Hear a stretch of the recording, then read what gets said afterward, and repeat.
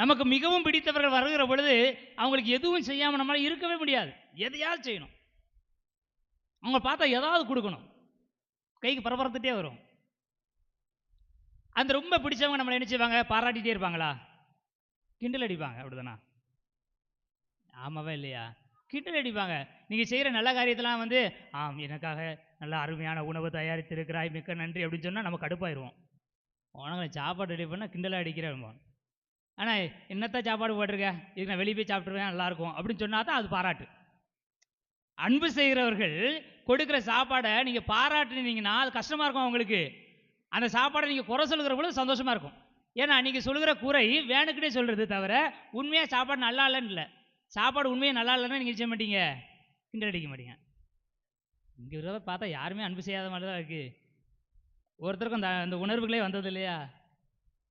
இல்லைண்ணே கஷ்டம்.